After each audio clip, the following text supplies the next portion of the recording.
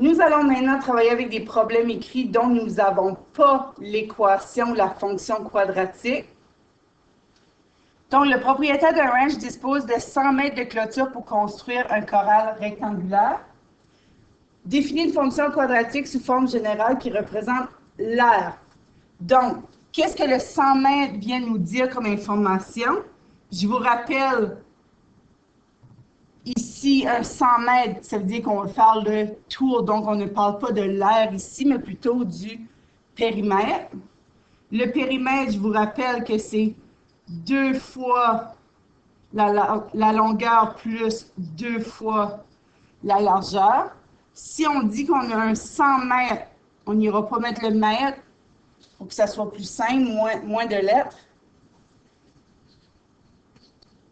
On peut isoler l'une ou l'autre des variables. On peut commencer aussi par diviser par 2. Comme tous les termes se divisent bien par 2, c'est possible de le faire. Si on le fait et que ça donne des fractions, on se complique un peu la tâche. Mais ici, est-ce que ça fait du sens? Si 2 fois la longueur plus 2 fois la largeur donne 100, ça veut dire qu'une fois la longueur et une fois la largeur va donner la moitié de 100, donc 50. L, si je prends celui-là et je l'envoie de l'autre côté, ça fait 50 moins la largeur. On a parlé du périmètre parce que c'est l'information qu'on avait, mais il faut travailler avec l'aire. L'aire, c'est quoi? Longueur fois largeur.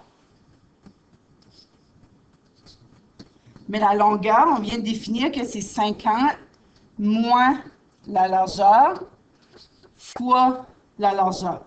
On peut le laisser écrit comme ça, c'est une très bonne fonction quadratique, ou on peut aussi l'écrire en distribuant 50L moins L2.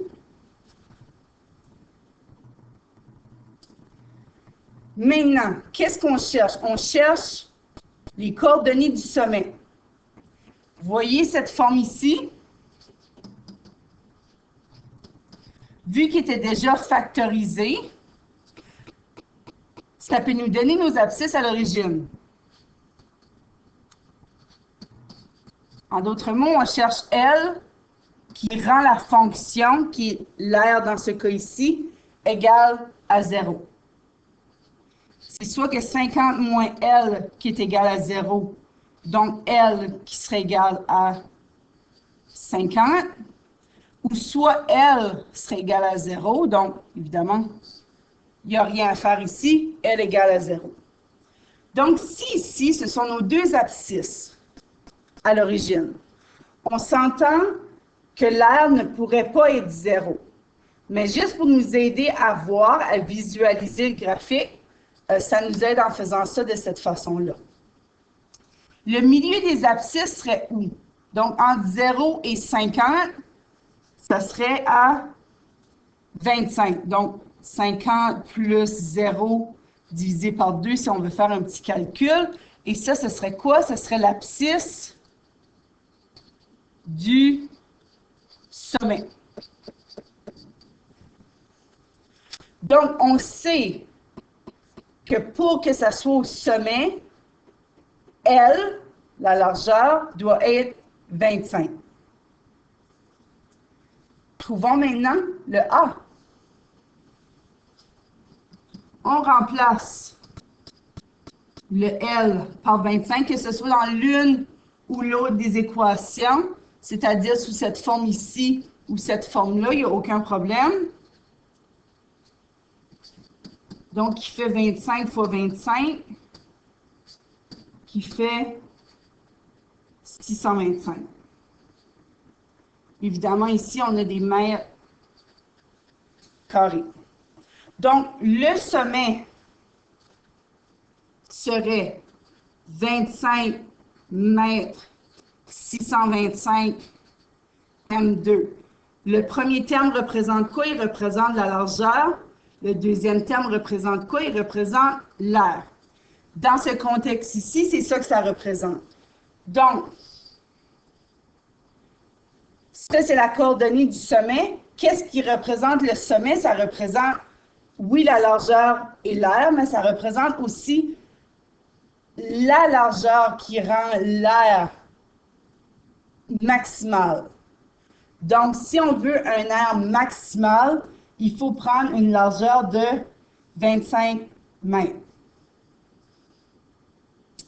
Et on va ensuite déterminer le domaine et l'image. Toujours dans ce contexte. Le domaine, je vous rappelle ici, c'est la première coordonnée. Ici, L appartient à R. Est-ce que L peut prendre toutes les valeurs possibles et imaginables? Non. Seulement entre 0 et 50, non inclus. Pourquoi? Si on inclut le 0, qu'est-ce qui se passe? L'air va être 0 et 50, ça va être la même chose. Pourquoi 50, l'air serait 0? Si on met une largeur, regardez ici, si on met une largeur de 50, ça donne une longueur de 0. Évidemment, on ne veut pas ça parce que l'air serait 0. On peut aussi l'écrire de cette façon-là.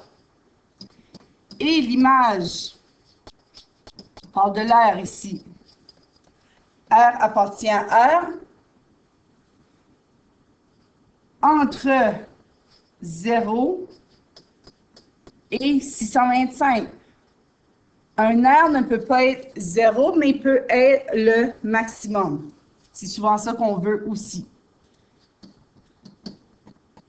Si on l'écrit de l'autre façon, on ne prend pas le 0, mais on prend le 625.